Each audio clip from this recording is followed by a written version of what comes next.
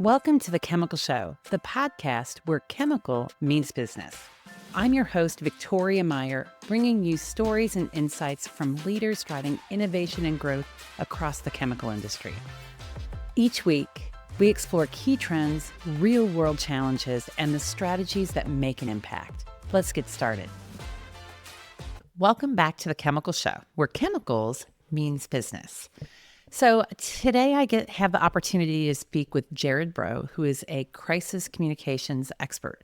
And if you've been in the chemical industry for a while, and really almost any industry, you know that there's a variety of incidents that have been in the news, and often company response could be better. And I'd like to tell people you either control the narrative and control the story, or somebody is going to make it up for you.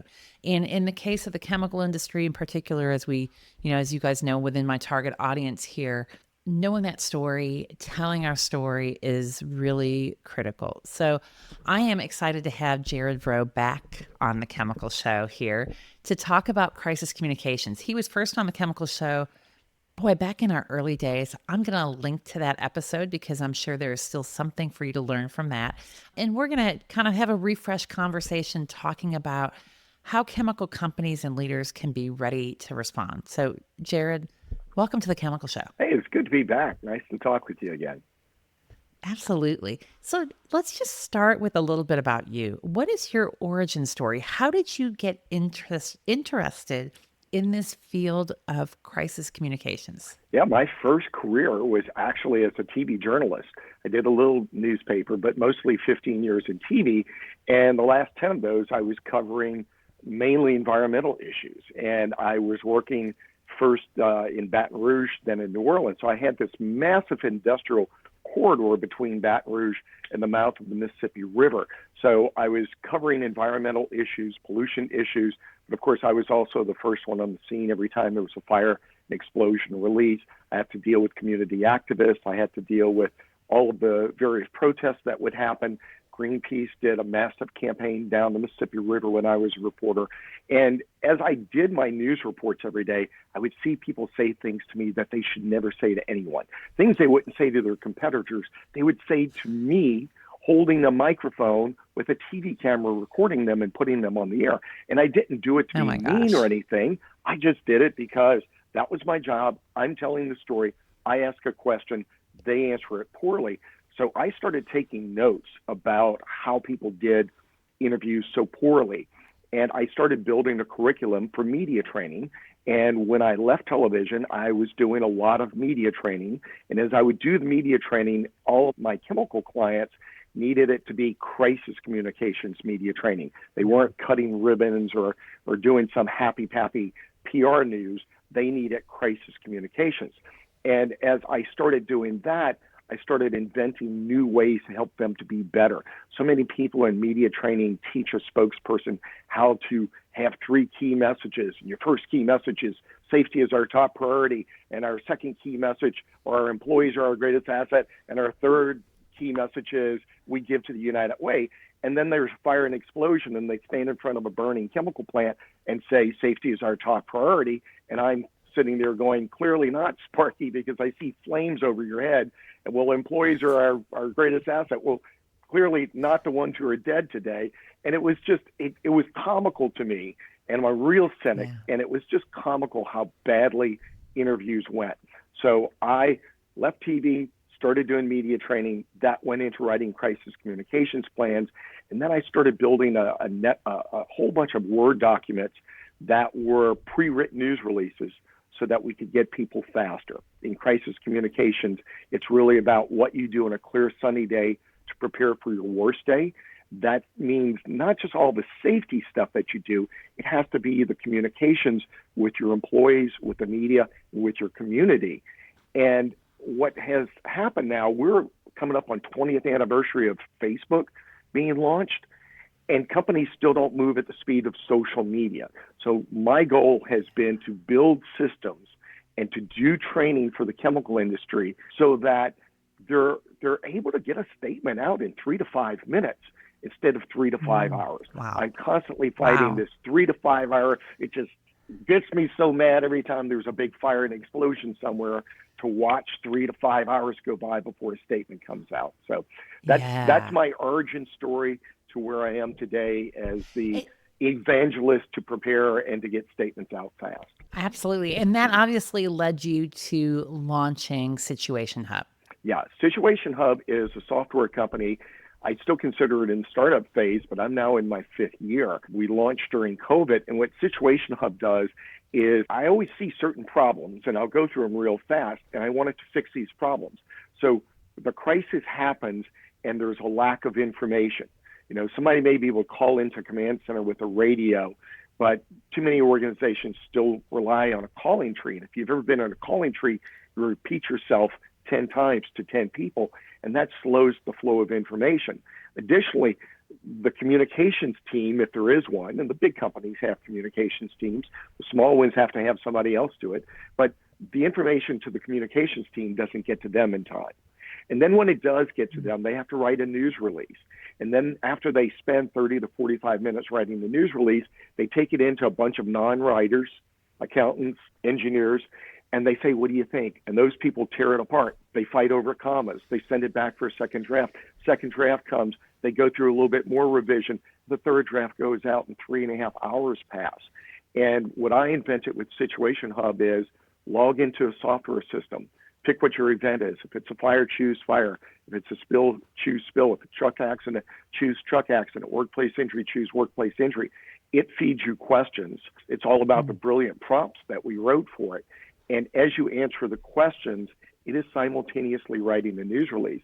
Once you finish answering the questions, there's a little button that says alert team, and that pushes a blast out to a dozen of your critical crisis communications team members and brings them all to a virtual situation room. So now everybody in seconds, minutes, has situational awareness. So from the flash point until you answer the questions is 3 to 5 minutes, depending on how critical That's your event amazing. is and the number of fatalities. Hit that button that says alert team. Everyone has instant access. You read for correctness. Nothing is written in prose. Forget what your English teacher taught you. That's not what SituationHub is. SituationHub is writing like a journalist, and it's just facts, just facts, no nuance, no opinion, no putting lipstick on the pig, as I like to say. It covers who, what, when, where, why, and how without speculation. It provides proper empathy. And if it's all true, one button puts it on the internet. So now you can share that statement with the media, with your employees, with your community and other stakeholders.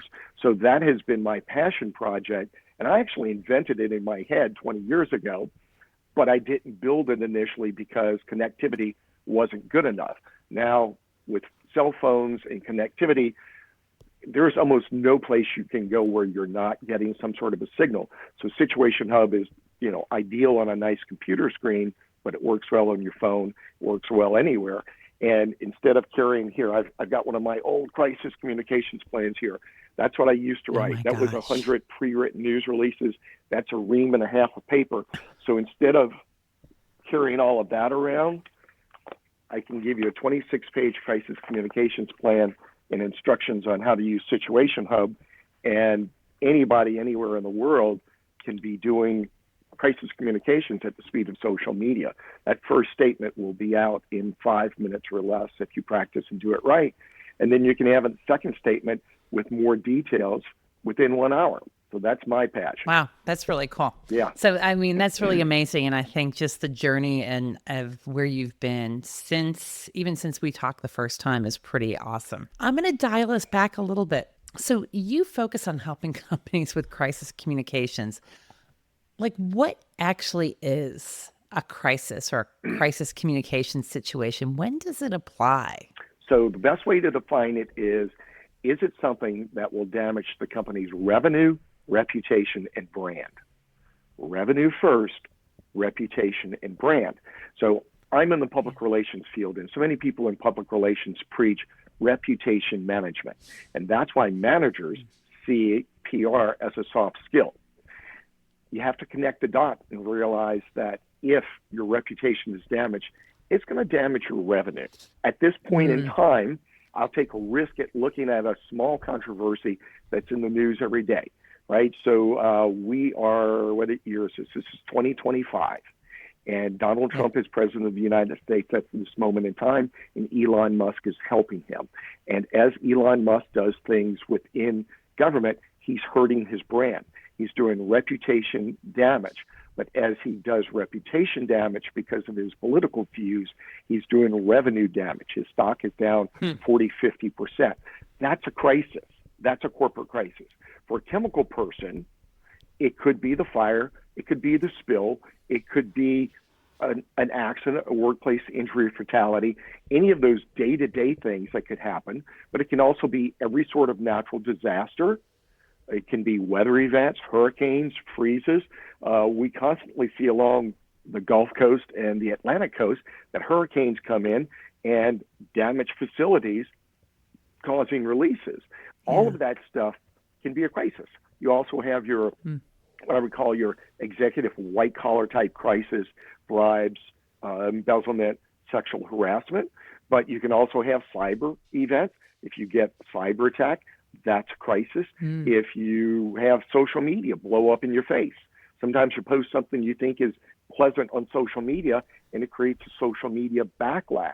So all of these things can be considered a crisis. If, like, one of my chemical companies using SituationHub logs in, there are more than 80 different templates that they can choose from. And if you go to situationhub.com and go to the chemical page, at the very bottom, you'll see little tabs with all of the very different things that could be a crisis.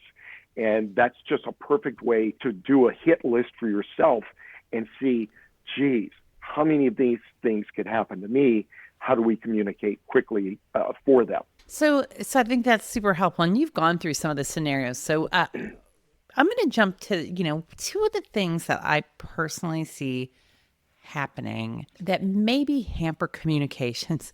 In fact, it's crisis communications, it's non-crisis communications, it's just communications of all varieties across companies, chemical companies, and other companies, is, first of all, incomplete information. And this belief or desire that if I just wait a little bit longer, I have more information and it's going to be better. And then the second piece is this view of I can't communicate because I need to protect someone or a company or somebody's confidentiality and privacy. How do you respond to that? First of all, you don't need to know everything to say something. Saying something has happened and we don't know all the details, but when we know the details, we'll get them to you, is a good statement. In public relations, during a crisis, you should put out something that's called a holding statement. In SituationHub, it's listed as A1, first critical statement. It's the first template that shows up on the list of 80 events. And it generates something that's going to be about 10 to 15 sentences long that says what the event is, what time did it happen, where did it happen. It won't speculate on the cause. There'll be a specific sentence that says members of the team are still gathering information. When we know more, we'll pass it on to you. It'll cover whether anybody's dead, whether anybody's injured, whether anybody's missing. If necessary, it'll have an empathy statement. It'll admonish the media not to believe everything you see on social media. It'll promise to do an update, and it promises to give more information. And when this statement goes out, it reads 15 sentences are going to be approximately 90 seconds in reading time. This is something, if you're an old TV guy, 15 sentences equals 90 seconds. So with 90 seconds of information given to the media, that gives them 90 seconds of facts to say on the air rather than speculating. When I used to show up at chemical plants and there was no spokesperson, we'd start doing live shots immediately. I lived next to a chemical plant when I grew up. My dad works at the chemical plant. I put myself through college at the chemical plant. I can speculate a little better than most of the other reporters, but I was still forced to speculate until someone gave me facts. By giving a holding statement, a first critical statement, you end the drama of the speculation. And they'll repeat it over and over again because you gave them that. And then with SituationHub, you can go back into the app, You create a second statement that's going to have more details. And so you don't have to know everything, but by the time you start creating that second statement, let's say 20, 30 minutes has passed, you know a lot more. Now, regarding privacy issues, in my app, it is built to where it covers fatality, injuries, missing people, and it's built for mass casualty. You can kill more than 20, you can injure more than 20, you can have more than 20 missing in this news release. But it always gives you the option to either give their name or not give their name, to give their age or not give their name, to say what their injuries are or not say what their injuries are, to say what hospital they're going to. So you're able to not violate HIPAA. And I think the world became more sensitive to HIPAA during COVID when, the internal lawyers all said, you can't say Bob has COVID. That's a violation of HIPAA. You can only say Bob's not at work today. So the privacy issues are all addressed in my software platform, certainly. And if there are still executives who think that's a problem, they need to address it on a clear, sunny day and not battle it out in the crisis command center on the day of the crisis. It's so much about what you do before the event happens. And you were asking what crisis communications is. Crisis communications comes in two forms. If an organization does something bad and they try to cover it up, and then the story gets uncovered by a whistleblower or by an investigative reporter, then you have to try to put what I call lipstick on the pig. It's an ugly pig. Putting lipstick on it doesn't make it any uglier, and you have to do so much more work to repair the revenue, reputation, and brand on the back end. My specialty, even though I do some of that stuff, in fact, I've got 3 clients right now. It's just like this year has been crazy with people wanting me to fix the broken. What I, though, really specialize in is keeping it from ever breaking. Don't let the crisis happen. And if the crisis does happen, hey, guess what? We've got 80 plus news releases ready to communicate in 3 to 5 minutes so that you get ahead of the story. And one other thing that's happening is when companies use these scripts, traditionally a reporter would show up. I know I always did this. If nobody's talking to me, I go knock on the trailer near the chemical plant and I interview whoever comes out. So Bubba comes out in his T-shirt and his overalls, and I ask what happens, and he says, well, I saw the plant. It blew it up real good. And that actually happened to me. I actually have a soundbite of guys saying, it blew it up real good. I use it in a lot of my training classes. But then I'm talking to somebody who doesn't have the facts. Now, Bubba today is on social media, right? Bubba, I don't even have to go knock on the door.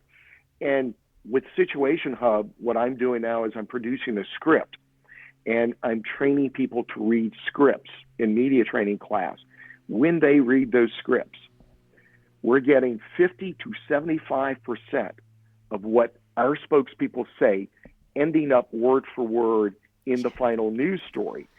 And they're quoting our spokespeople 4 and 5 times on camera.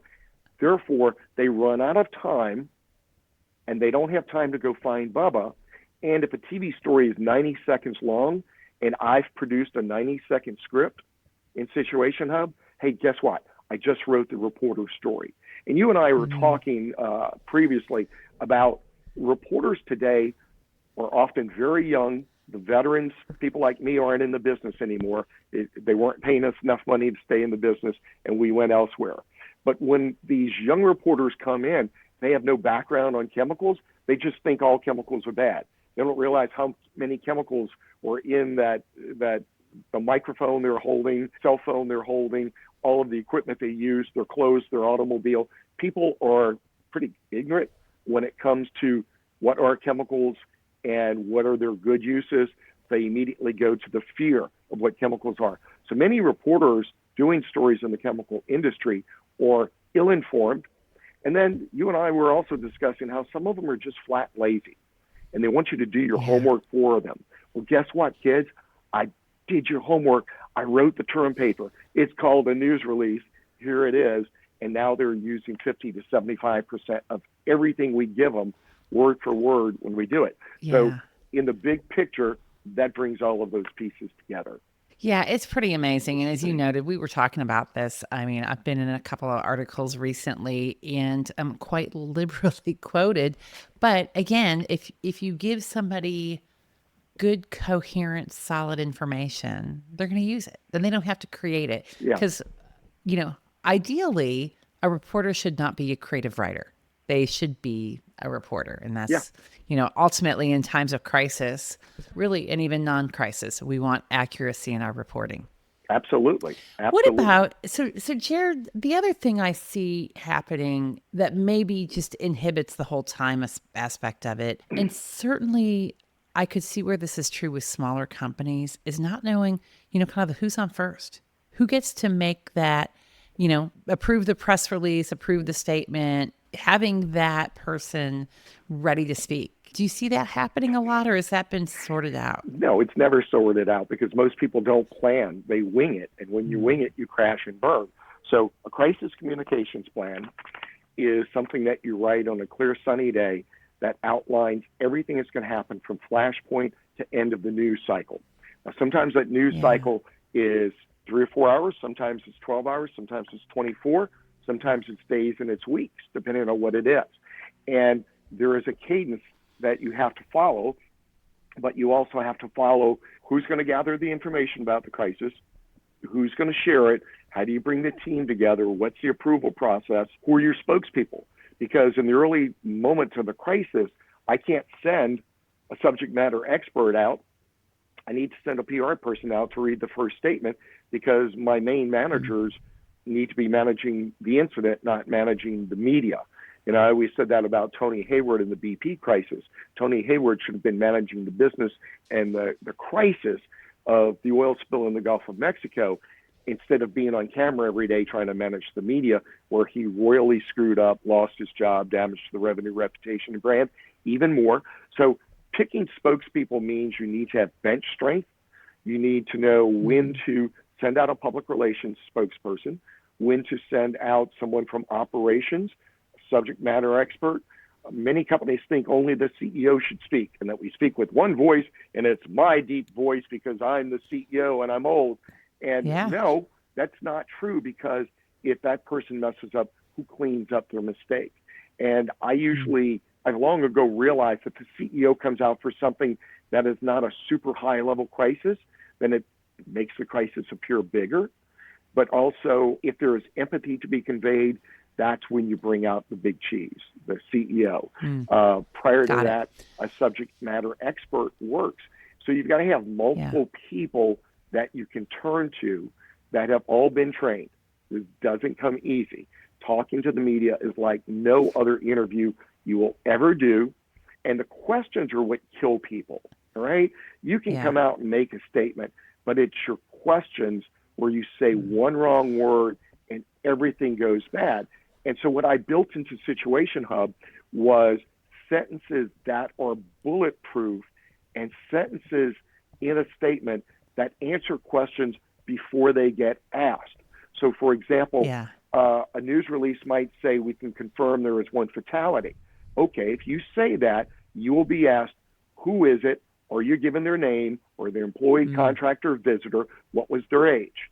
But if my news release in SituationHub says we can confirm there is one fatality, however, we're not able to release any additional information until the next of kin have been notified, that extra second half of the sentence takes away 3 questions. Yeah. So one of the things in here, okay, as a non-reporter, I was going to say a non-media person, and yet I consider myself a media person at this point with my podcast. There's a camera and a microphone. The media business I'm building, right? Yeah. But as a non-reporter, just a lay person when it comes to many of the news releases, the articles and stuff, I got to be honest. I mean, like when they say company spokesperson, blah, blah, blah, said, oh, heck, they said nothing. Yeah. Let's move along. Yep. So I'm actually, personally, I'm often quite disappointed. Now, Me too. in the immediate moment, you know what? Absolutely. There was an incident. We are addressing it. We can confirm that there was an incident. That immediate confirmation, great. But when 3 hours or 6 hours or 24 hours has gone on and it's still, well, company spokesperson. I'm like, So one of the problems I'm disappointed. Well, it's a reputation issue at that point for me. It's a public relations issue, right? Because it happens. Okay. It happens in PR school in college, where they teach you the old method of writing a news release that always calls for a quote from a high-level executive. That's complete BS. You don't have to track him down, and everybody writes these made-up quotes, and then it kills more time getting the guy to say, can we say that you said this? Then he's going to rewrite what they said he said that he now wants to say differently.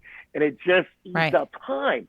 And when I first rolled out SituationHub, that was actually one of the things I got from PR people was, well, there's no quote in here. Every sentence is quotable. And now that we're seeing companies use SituationHub in a crisis, and they're pulling 4 and 5 sound bites, not only are they pulling 4 and 5 sound bites that the person read from the script, they're pulling the same sound bites from TV station to TV station to TV station. And that was always because I know there are certain catnip sort of phrases that if I put it in the statement, I promise the reporter will use it. Because as a reporter, I was trained to interview people, look for great quotes. Once I have a quote, I have to build a series of sentences to get me to that quote, and then I have to build a series of sentences to transition out of that quote. So what I'm doing in my scripts is all of the transitions are built in, all of the quotes are built in. You don't have to have quotation marks, a comma, and Bob Smith's name for it to be quoted. They're going to quote a company spokesperson said, or the company said, just very generically. The company said they would conduct an investigation to find out what happened, how it happened, and how we keep it from happening again. That gets quoted every time. Another statement that gets quoted every time is, we'd like to thank the responders and members of the community. All of my thank you statements gets quoted every time. And there are so many catnip nuggets that I've built in. It eliminates what you see, and I'm glad you've seen this. I'm glad you called this out. It is stupid. It is insane when time is of the essence and revenue, reputation, and brand are on the line. Why would you waste time getting BS that no one believes anyway? And the other thing I want you to notice is as all of us go forward, everybody listening to this show and watching this program, take a shot every morning when you hear someone say safety is our top priority. I am so tired of the phrase safety is our top priority, or we're committed to safety. It's not true, because if you were, you wouldn't be having the problem today. You wouldn't be on the CBS Evening News and the NBC Nightly News and all the other networks. Yeah, I'm with you on that. I worked for Shell for a very long time, a big part of my career, and a great company, but it got to be where, let's start with safety. Let's start with our results. When it is a platitude, it becomes a bit meaningless. And I think that's the message that needs to be. It is important. We want everyone to go home safely. Sure. From work every day. Be present safely, go home safely. Absolutely. No doubt about it. But it's used in such a platitude kind of a way that it loses its power. Yeah. It loses power. So Gerard, this has been really good. And, if you were going to leave people with one message for crisis communications, what would it be? We live in the age of social media. If you're not getting a statement out in under 15 minutes, you're doing it all wrong. And I would say that if you're not doing what needs to be done on a clear, sunny day to be your best on your worst day, then you are missing the boat. Chemicals can be handled safely every day. They're used by consumers every day. But on the day when something goes wrong, no matter what your safety culture is, it's that thing that goes wrong that's often beyond your control that creates a crisis that damages your revenue, reputation, and brand. And I want to make sure that doesn't happen for you. So it's all about preparation and having the right tools in place. Cool. That's great. Gerard, thank you so much for joining me today on The Chemical Show. Good seeing you. Take care. Absolutely. And thanks everyone else for joining us. Keep listening, keep following, keep sharing, and we will talk with you again soon. Thanks for joining us today on The Chemical Show. If you enjoyed this episode, be sure to subscribe, leave a review, and most importantly, share it with your friends and colleagues. For more insights, visit thechemicalshow.com and connect with us on LinkedIn. You can find me at Victoria King Meyer on LinkedIn, and you can also find us at The Chemical Show Podcast. Join us next time for more conversations and strategies shaping the future of the industry. We'll see you soon.